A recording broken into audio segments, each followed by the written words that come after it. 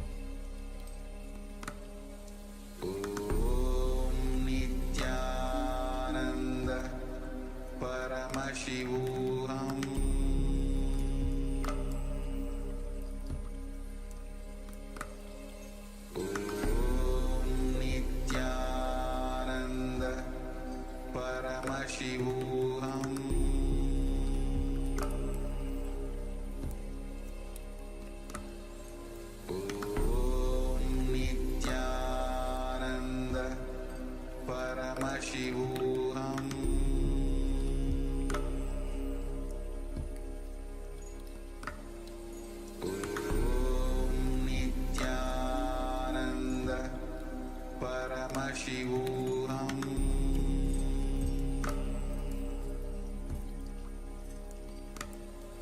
Om Nithyananda Paramashivoham.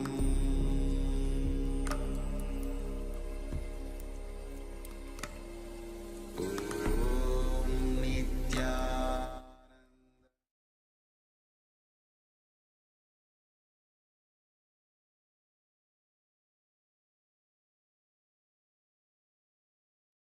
Yes, all the participants can now remove your eye bands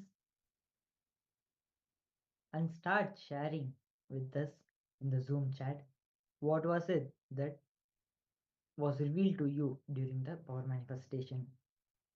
The important thing while sharing the revelations is you should not hold back anything, thinking that, oh, I thought this, it came to my mind.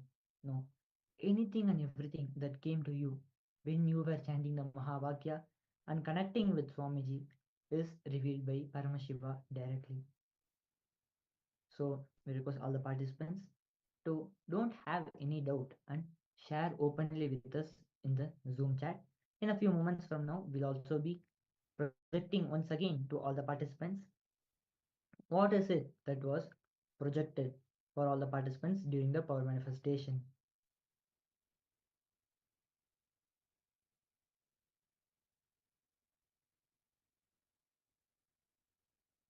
Also, we give out a call for all the participants who are viewing us on the YouTube. Once this power manifestation is completed, we are going to be having a special exclusive session only for the Zoom participants about Swamiji's experience of Advaita with his Guru. How Swamiji experienced the direct love from his Guru. We are going to be having a private session for all the participants who are in the Zoom. So if you are viewing us on the YouTube, please switch over to Zoom because we will not be giving this private session for the YouTube. And we request all the participants who are viewing us in the YouTube to switch over to the Zoom and enjoy the session with Swamiji directly.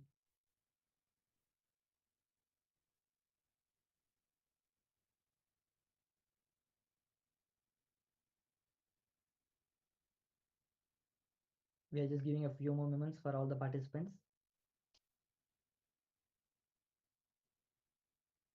Is Malizi Wang is sharing. First was some golden crops and white plant, then some white light and have triangle fire shape. Thank you for sharing, Ma. Now let us see what was the image that was projected for all the participants during the power manifestation. Is this was the image that was projected. And especially the part, the triangle, that is actually the veil, Muruga's veil. So Malisi Wang also saw golden crops. Of course, the deity of Muruga is in golden color here, and there are plants, there are trees nearby, and the white sky. And especially the most amazing part is the triangle, which is the veil of Muruga, the which everybody knows. Muruga recognizes him with the veil. So a round of applause for Malisi Wang. Powerful, intimate, sweet sharing from the Supreme Pontiff of Hinduism about the infinite patience, our feeling connection with our beloved Guru. So this is an exclusive session only for the Zoom participants. So we request all the YouTube participants who are watching us on YouTube to kindly join the Zoom session so that you can also enjoy and melt in this beautiful revelation by Swamiji.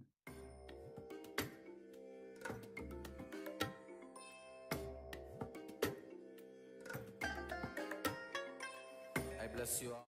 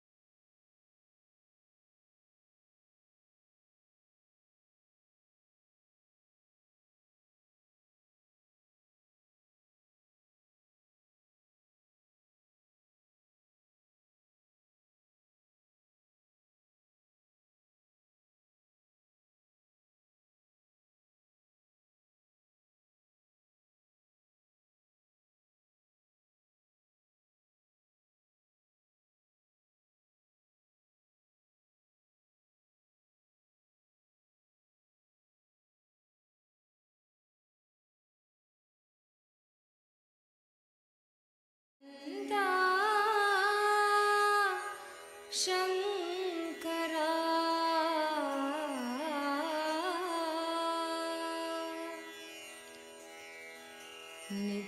Nityanand Shankara Anandeshwar Shankara Nityanand Shankara Anandeshwar Shankara Nityanand Shankara Anandeshwar Shankara Nityanand Shankara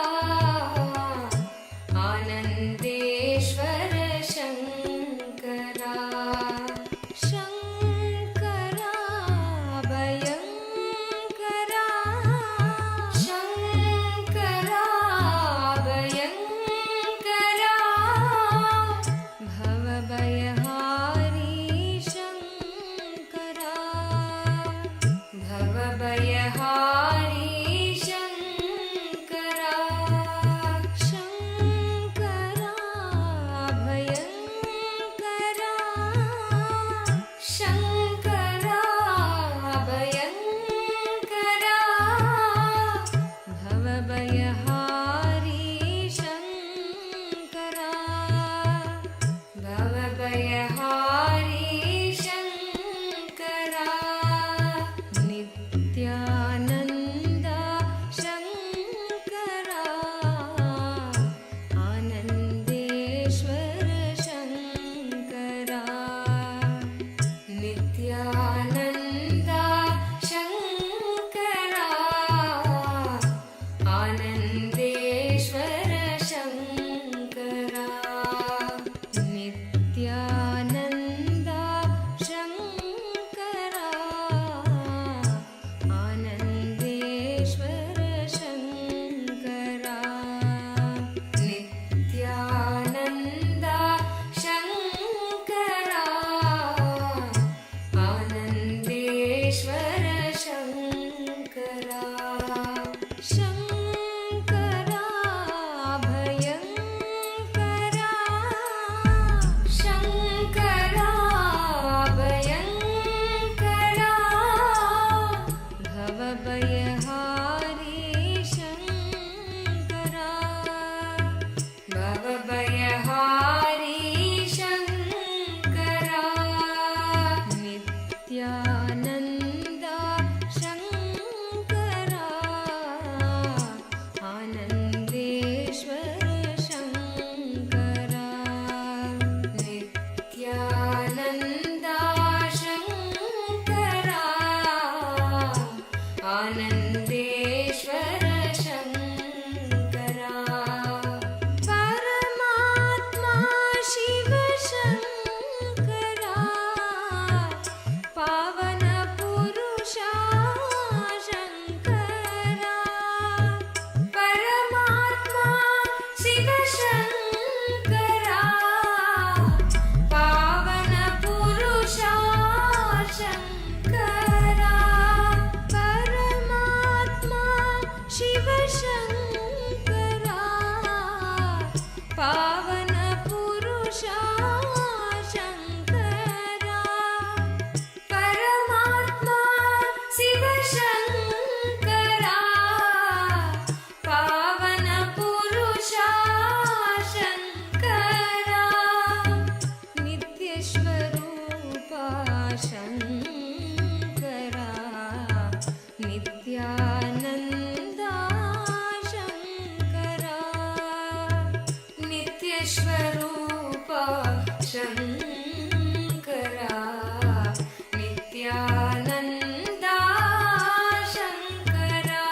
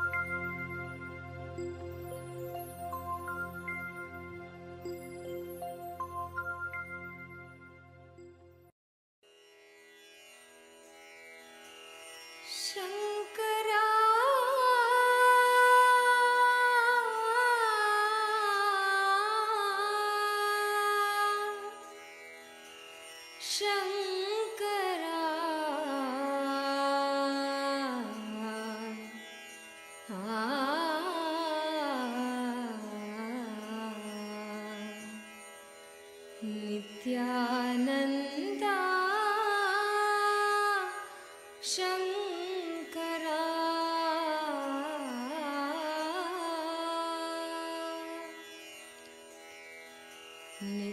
Nithyananda Shankara Anandeshwara Shankara Nithyananda Shankara Anandeshwara Shankara Nithyananda Shankara Anandeshwara Shankara Nithyananda Shankara Anandeshwara Shankara Shankara Bhayankara Shankara Bhayankara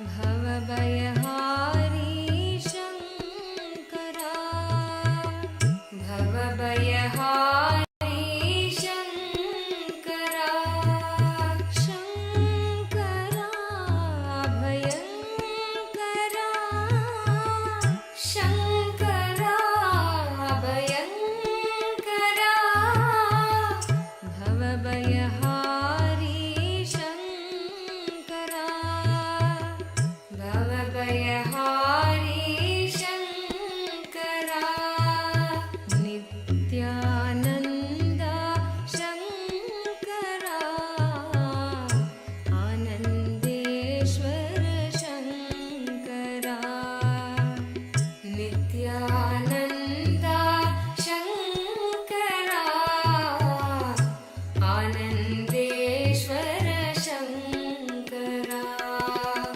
Nithyananda Shankara Anandeshwara Shankara Nithyananda Shankara Anandeshwara Shankara Shankara Bhayankara Shankara Bhayankara Bhavabhayahari Shankara Bhavabhayahari Shankara Nithyananda Shankara Anandeshwara Shankara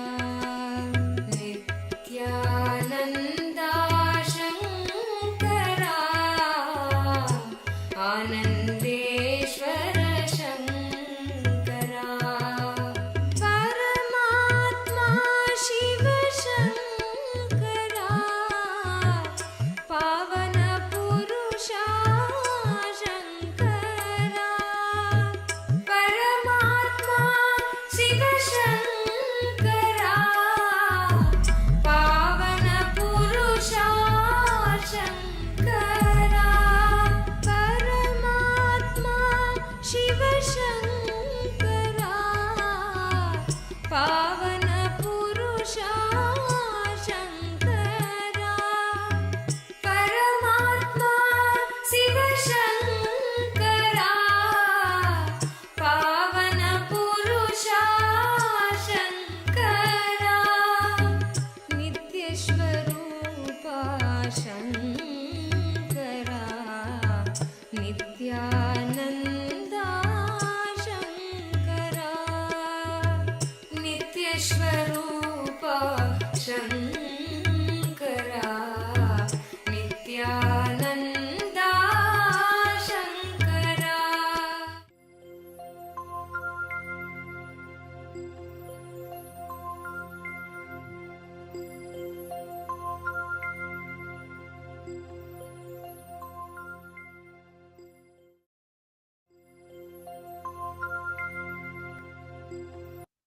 Yes.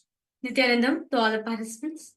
Let us all now, as all of us understood about the power of intense prayer, let us now soak ourselves into singing the name of our beloved Swamiji and soak ourselves into the space of pure prayer, intense prayer to receive Swamiji in our life.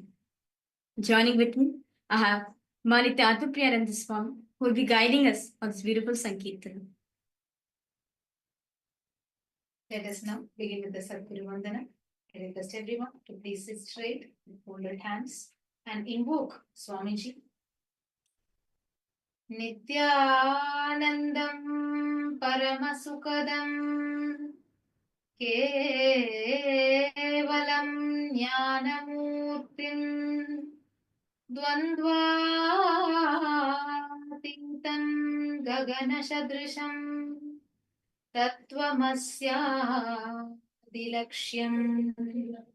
Ekam Nityam Vimalamachalam Sarvadi Sakshi Bhutam Bhavatitam Trigunarahitam Satgurum Tam Namami.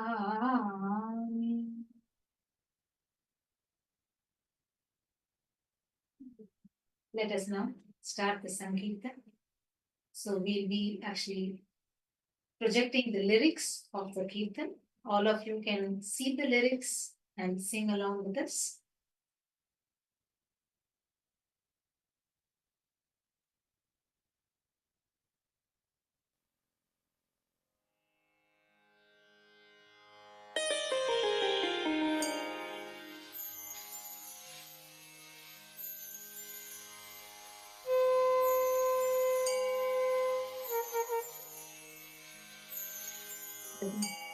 Of devotion and feeling action and quality. As we are going to start singing the Kirtan, chanting the name of the Buddha,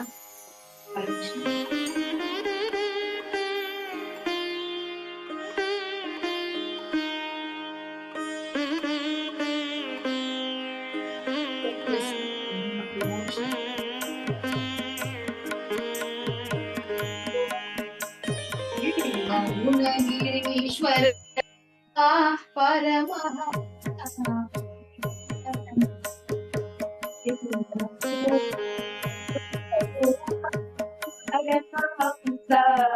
Nithyananda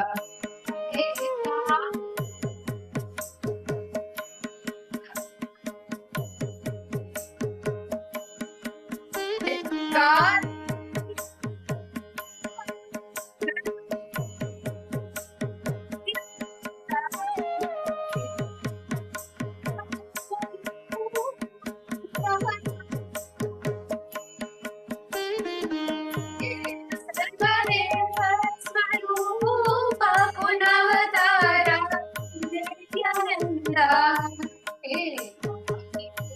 Nithyananda Paramahamsa Nithyananda Adi Guru Nithyananda Paramahamsa Nithyananda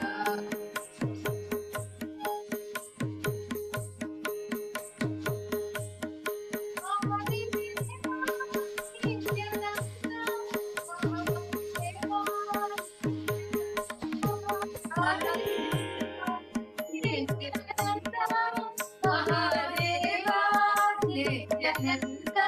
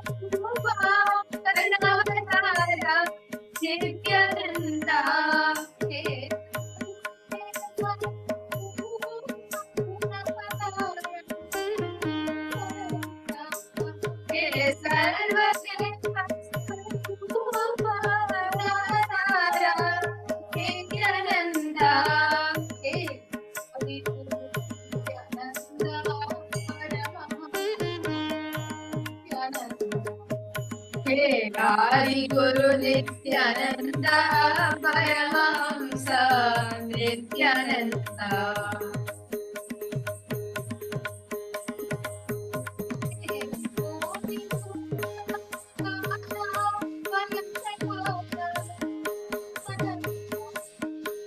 Koti Surya Prakasha Payangar Kamasha Nithyananda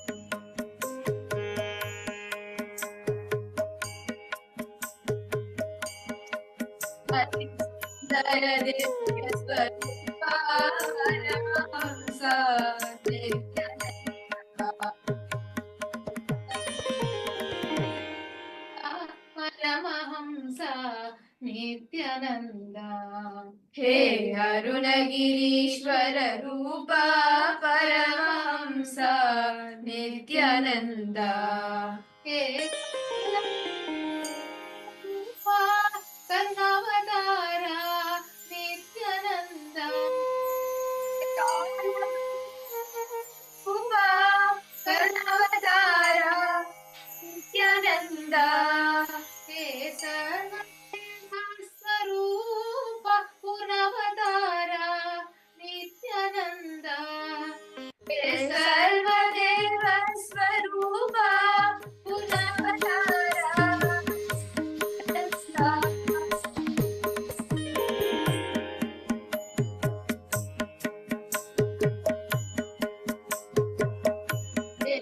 Adi Guru Nithyananda Paramahamsa Nithyananda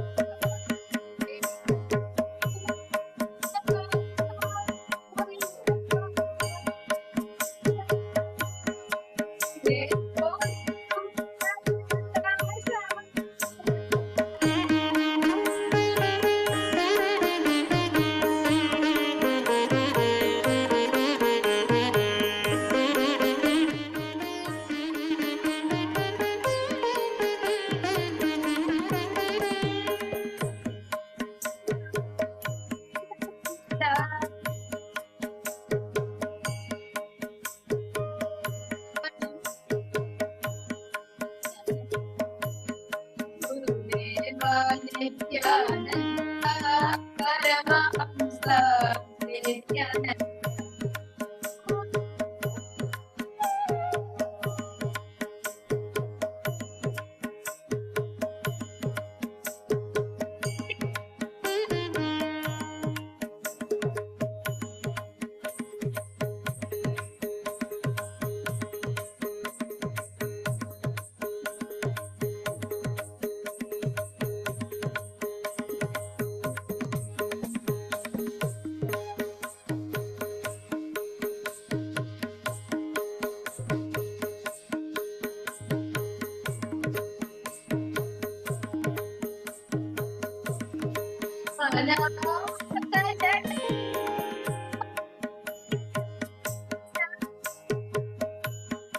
Nithyananda,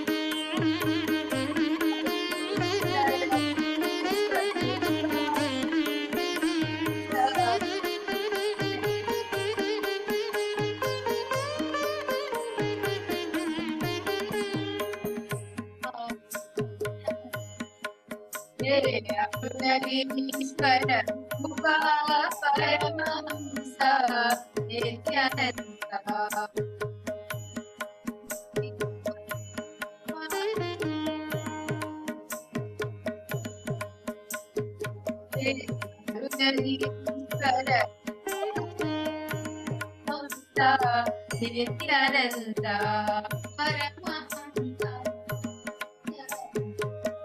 Paramahamsa, Nithyananda.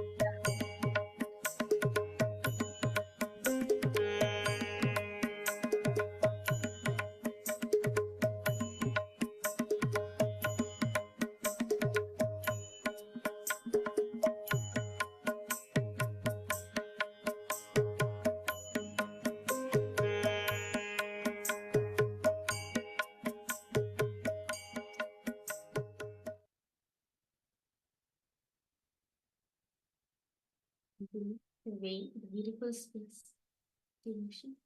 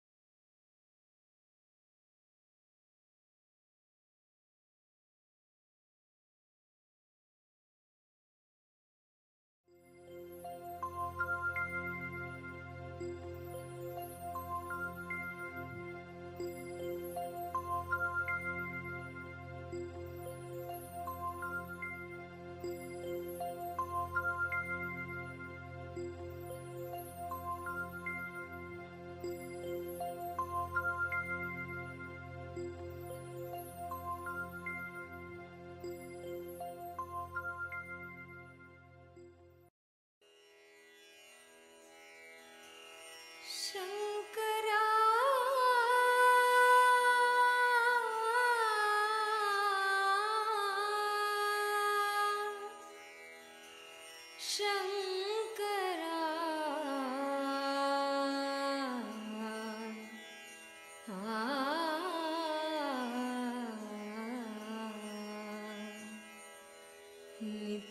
Nithyananda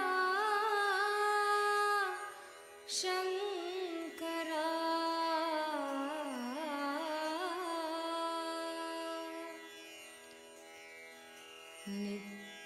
Nithyananda Shankara. Anandeshwara Shankara. Nithyananda Shankara. Anandeshwara Shankara. Nithyananda Shankara. Anandeshwara Shankara. Nithyananda Shankara. Anandeshwara Shankara. Shankara Bhayankara. Shankara Bhayankara.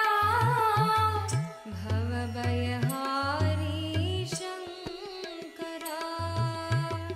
Bhavabhayahari Shankara. Shankara Bhayankara. Shankara Bhayankara. Bhavabhayahari Shankara. Bhavabhayahari Shankara. Nithyananda Shankara. Anandeshwara Shankara. Nithyananda Shankara. Anandeshwara Shankara. Nithyananda Shankara. Anandeshwara Shankara. Nithyananda Shankara. Anandeshwara Shankara. Shankara Bhayankara. Shankara Bhayankara. Bhavabhayahari Shankara. Bhavabhayahari Shankara. Nithyananda Shankara. Anandeshwara Shankara. Nithyananda Shankara. Anandeshwara Shankara. Paramatma Shiva Shankara. Pavana Purusha Shankara. Paramatma Shiva Shankara. Pavana Purusha Shankara. Paramatma Shiva Shankara. Pavana Purusha Shankara. Paramatma Shiva Shankara. Pavana Purusha Shankara. Nityashwarupa Shankara. Nithyananda Shankara. Nityashwarupa Shankara. Nithyananda Shankara.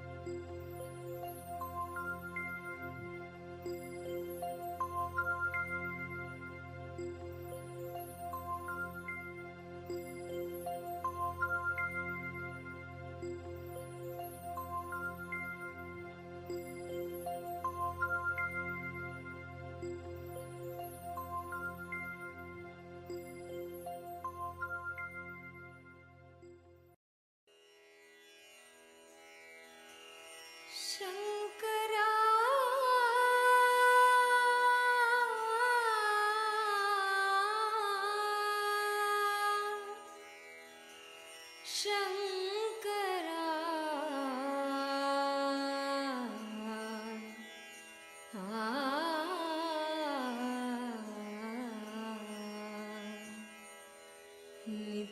Nityananda Shankara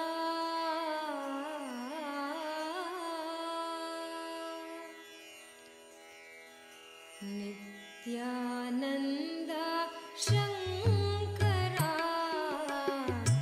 Anandeshwar Shankara Nityananda Shankara Anandeshwar Shankara Nityananda Shankara Anandeshwar Shankara Nityananda Shankara Anandeshwar Shankara Shankara भयङ्करा Shankara भयङ्करा भवभयहारी Shankara भवभयहारी Shankara Shankara भयङ्करा Shankara भयङ्करा भवभयहारी Shankara भवभयहारी Shankara Nityananda Shankara Anandeshwar Shankara Nityananda Shankara Anandeshwar Shankara Nityananda Shankara Anandeshwar Shankara Nityananda Shankara Anandeshwar Shankara Shankara भयङ्करा Shankara भयङ्करा भवभयहारी Shankara भवभयहारी Shankara Nityananda Shankara Anandeshwar Shankara Nityananda Shankara Anandeshwar Shankara परमात्मा शिव शङ्करा पावन पुरुषा शङ्करा परमात्मा शिव शङ्करा पावन पुरुषा शङ्करा परमात्मा शिव शङ्करा पावन पुरुषा शङ्करा परमात्मा शिव शङ्करा पावन पुरुषा Shankara नित्यस्वरूपा Shankara Nityananda Shankara नित्यस्वरूपा Shankara Nityananda Shankara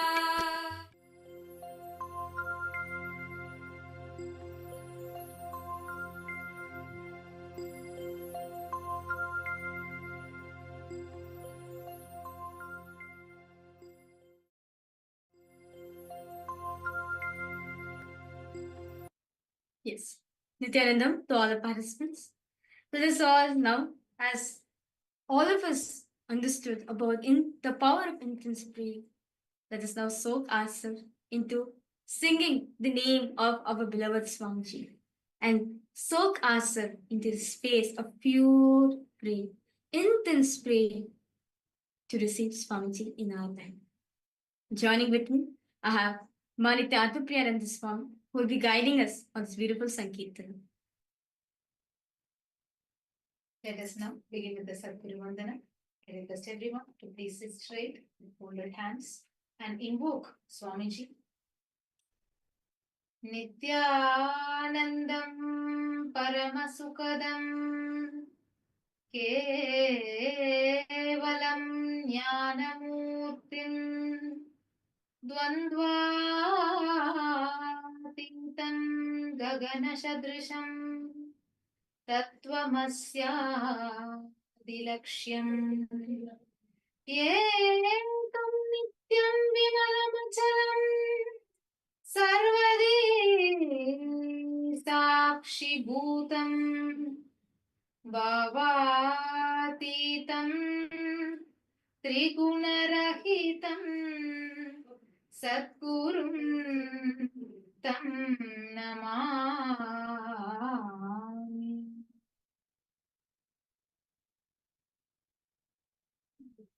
Let us now start the Sankirtan.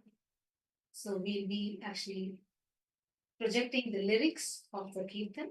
All of you can see the lyrics and sing along with us.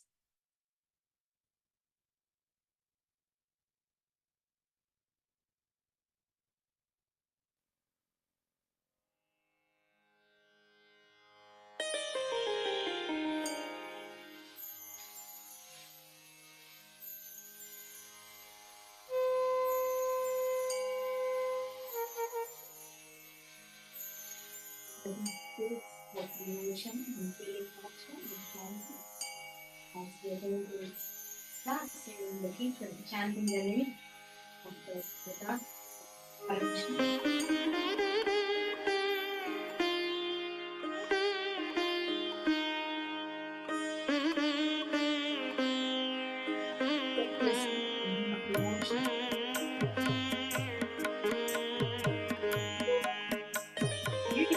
Gunagirishwar Paramahamsa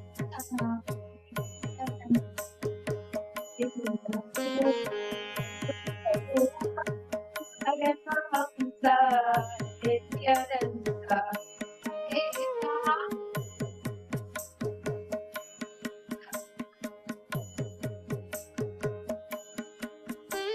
God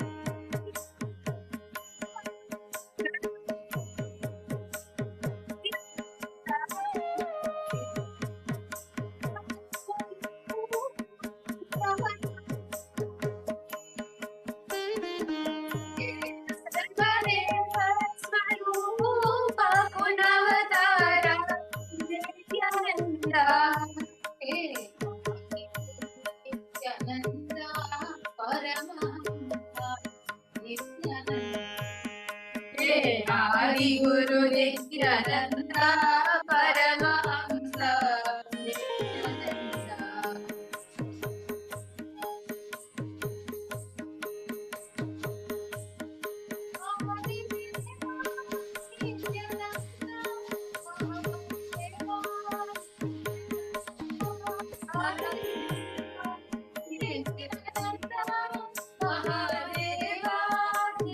Nithyananda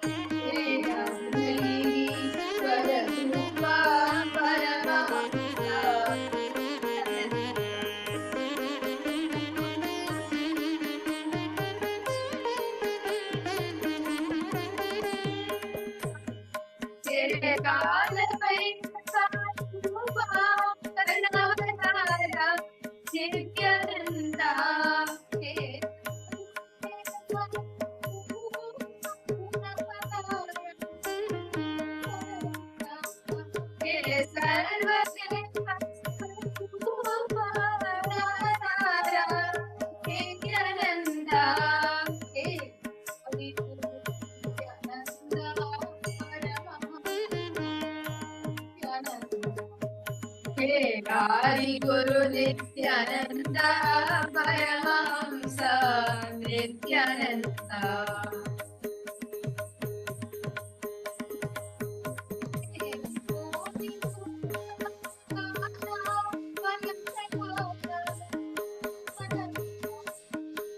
Koti Surya Prakasha Payanakasha Nithyananda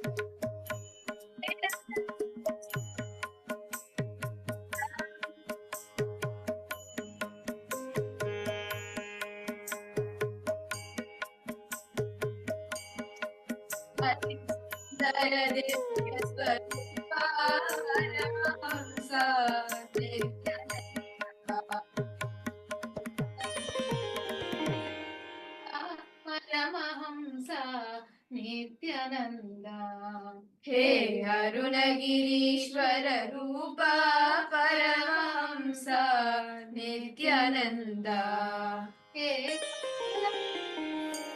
Rupa Karnavatara Nithyananda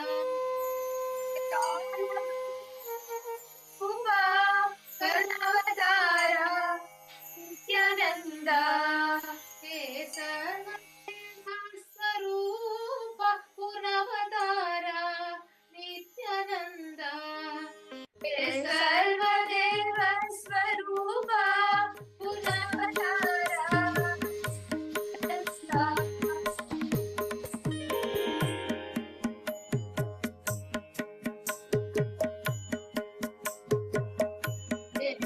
Adi Guru Nithyananda Paramahamsa Nithyananda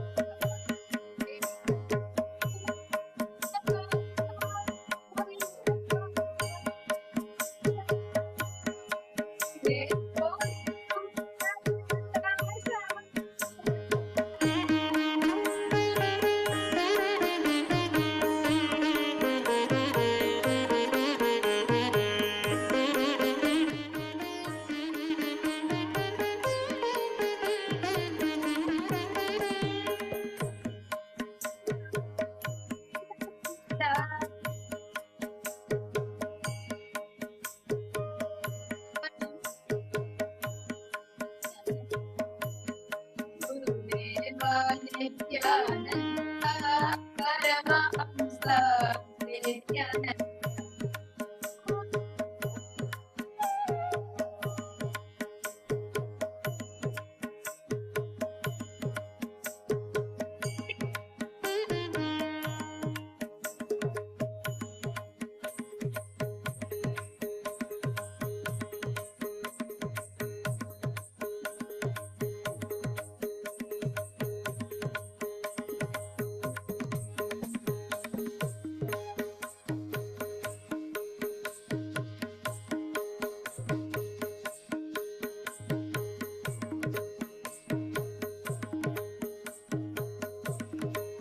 Nithyananda Paramashivoham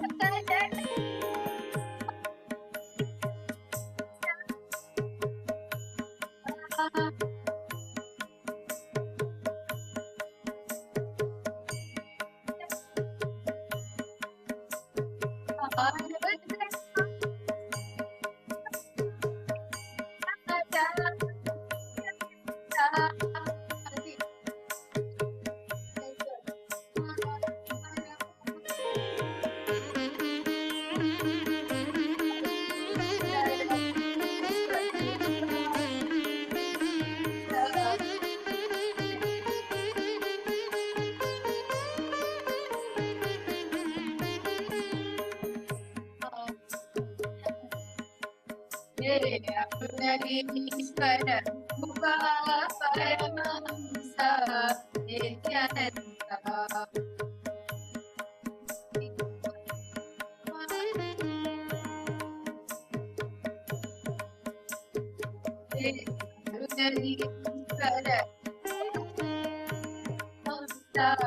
Nithyananda Paramahamsa Paramahamsa Nithyananda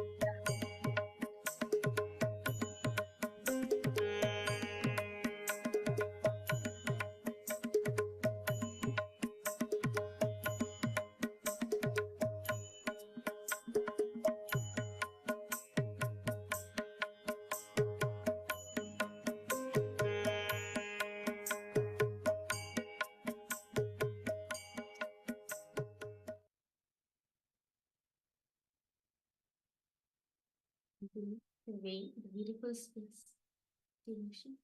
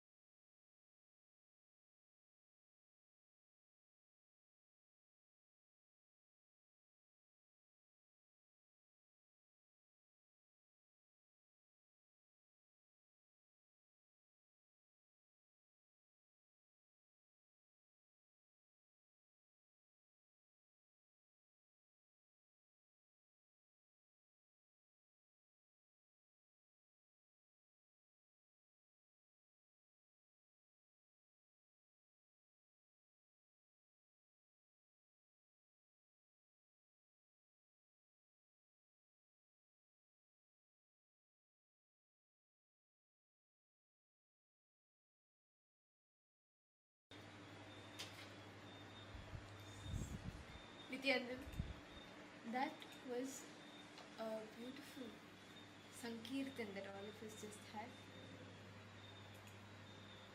And in the same space of gratitude, just by immersing yourself in gratitude, remembering every single time Swamiji has showered you, blessed you with each and everything, with that space of gratitude, when you just offer that at Swamiji's feet, he showers you back. And all of you have an opportunity happening right now. The Jayanti Brahmotsavam is going on. All of us are preparing for the Nithyananda Dinotsava, the day Swamiji himself ascended. Swamiji came down to attend to each and every one of us, to bless each and every one of us. As a response to all of our prayers, Swamiji came down, and the 48th Avatara Dinotsava is coming. And on this day, we have so many grand sevas happening where you can offer your gratitude at Swamiji's feet. You can offer whatever Swamiji has showered you with, gratitude for that. You can offer it and be showered with much more. You have the opportunity to offer Pada Puja, where just by offering your gratitude at Swamiji's feet, all your karmas from over lifetimes, whatever you have accumulated, all of that will just be taken away from you.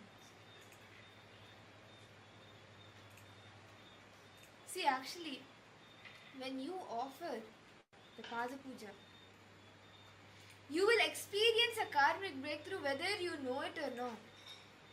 Whether you know it or not, whether you're aware of it or not, a pattern within you leaves you. It leaves your system completely. And Swamiji showers you back 10 times more, 100 times more than what you could have even imagined of. So on this beautiful Jayanti Brahmotsavam, as all of us are celebrating the advent of our beloved Swamiji, right? We have sevas, different rituals where all the participants, all of you can take part. So the first is the Raja Shringara Seva, where as Swamiji is the emperor of KAILASA, Swamiji is inheritor of the 21 ancient kingdoms of Hinduism, right? So you can be the person offering the Raja Shringara Seva to Swamiji, where through this offering we express the gratitude to Swamiji, the remover of Maya delusion, who bestows true enlightenment and reveals to us our higher self itself. And Shringara means dressing up. Raja Shringara Seva means it's actually a very beautiful offering where you can adore Swamiji in the royal way. As the emperor, the king, the founder of KAILASA, the first in the nation that Swamiji has built for each and every one, this seva is to express our gratitude to Swamiji, who has worked for all of these years, for decades and decades, and just removes the delusion that all of us put ourselves into and bestows us, blesses us with enlightenment. So, and this seva is for $1,501. And the next seva that all of you can offer is the Vastra Seva, the 108 Vastra Seva. And as we share the sevas with all of you, if any of you are interested, you can post it in the chat. Stephanie Ratiers, Gabriel Harris, Grazina Maria, Nithyanandan Razian Blaza, Nithyanandam Ravzan Blaza, Nithyanandam, yes.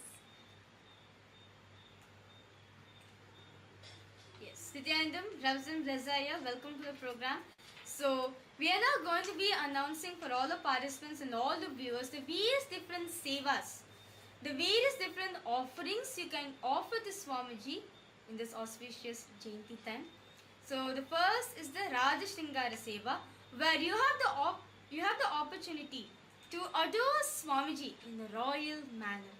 And the second is the 108 Vastra Seva, where this is actually a very grand offering, where you're offering 108 royal robes to Swamiji. The royal robes in gratitude to the one who removes the Maya. And this is again 1,008 US dollars. See, understand, just like how the Maya, the delusion, comes in front of us like a veil, Swamiji will unveil that. And through this seva, you can offer the 108 royal robes. All of us see Swamiji coming in for giving us the darshan every day. Understand, offering this seva, you will be able to see your gratitude there in the royal robes that Swamiji is wearing. And the next seva we have for all the participants is the Pratyaksha Pada Puja, where offering your gratitude at the divine lotus feet of our beloved Swamiji. Understand one thing, worshipping the feet of the Master is equivalent to you worshipping the feet itself.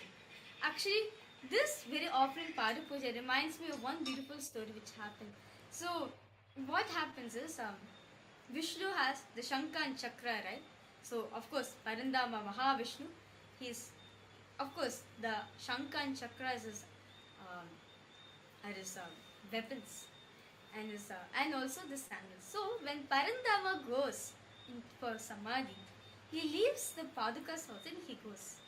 And Shankha and Chakra also understand anything in Hinduism. Of course, anything which is touched by divine, it is considered like divine. It's a representation of God.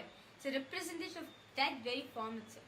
So the Shankha and Chakra was kind of like teasing at the Padaka, saying, look at you. Parandama's leaving you outside and going. But look at us. Paramash was Parandama taking us and going into the Mahasamadhi. And the Padakas, right? Of course, the Padakas had intense gratitude to Mahavishnu. It was of course, it felt bad that he couldn't be with Parandama at such a time. Of course, Parandama knows everything, right? He's the sustainer of the universe. He knows everything that's happening. And he told Padaka saying, hey, it is only through you people can worship me. Understand? The Padukas of the Lord. It is considered, when you're worshipping the Padukas, it is considered you're worshipping the divine form itself. So understand, it is through you only people can worship me. It is through you only people can even attain me. So understand, if the sandals of the Padukas are less, what about the feet itself, the form? Understand, this offering, the Pratyaksha Pada Puja, it's a very beautiful offering where you can offer your heartfelt gratitude to Swamiji for him manifesting in our life at this auspicious time. And the cost for is this 1,008 US dollars. And if you want to, there's so many sevas which all of the participants, all of you can participate. And the next is the coronation seva, where this will be part of a grand happening, the blessings to be able to contribute to the coronation of Swamiji. And this is again 1,008 US dollars. The next is the Vaijayanti Mala Seva, the Victory Mala offering. It's not just any normal mala, but it is the Victory Mala, the Vetri Malai, the Vaijayanti Mala. This is the Mala of victory. The next is the Nithyananda Nabavali Archana, which is the chanting of Swamiji's divine name. And just by listening to each of the names that are chanted during the Archana, by offering the Nithyananda Namavali Archana, each of the qualities that each name holds, see, every name that is given is based on one quality. When the Archana is offered, each of the qualities that held in that name, those qualities will start manifesting in you. So just by offering the Nithyananda Namavali Seva, the Archana, you will start manifesting the different qualities of Swamiji through you. Yes. So these are the various different sevas and all the participants, all of you can offer. And if you're interested in offering either of these sevas, you can head to ecitizen.info/. You can head to ecitizen. Even you can head to events.kailasa.org/payment.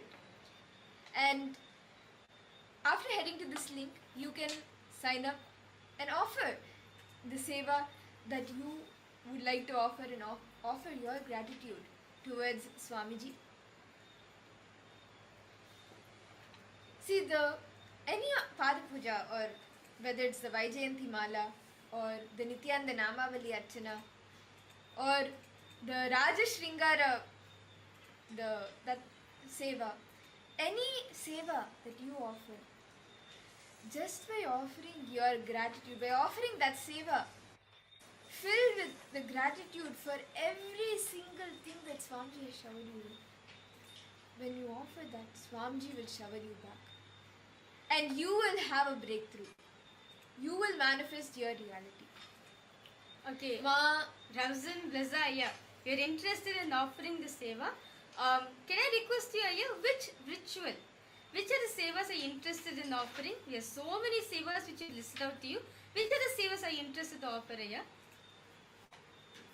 Like you're saying that you're interested to offer.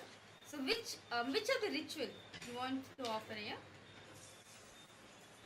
Yes, so once you fill the form at events.kailasa.org/payment, you will receive the details and the team will connect to you to help you with the payment. Okay, see, it's not about donations or everything, no. It is about out of your pure gratitude you are doing to Swamiji. Are you understanding, It is out of your gratitude you're offering to Swamiji, that for him to manifest in our life. Understand? All these sevas, all the yes, for him manifesting in your life. Understand? Swamiji says, actually in Guru Gita, Paramashiva says that Paramashiva says the biggest gift one can achieve in their life is having a guru. Having a guru in their life is the biggest seva, the biggest thing, biggest gift you can ever achieve, and that's the most dearest to your heart. So understand, no matter what happens, always have a guru. Okay, Ravzan Blazaya, you're interested in offering. You can head to events.kailasa.org/payments. We'll send you the link in the chat. We'll share with you the link in the chat.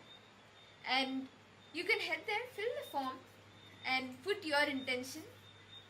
Yes, Swamiji is the real friend. That's true. And I see Ma Parama Nithyanandam to you. Welcome. Ma Lita Nithyanandam, Ma Anandeshwari, Ma Irene, Ma Jean Lavital Nithyanandam. See, just by offering your gratitude, you can manifest the different qualities, the Ananta Kalyana Gunas of Swamiji in you. Yes, Ma Virupaksha, okay. The link for the sevas, actually the link of the sevas will be projected for all the participants.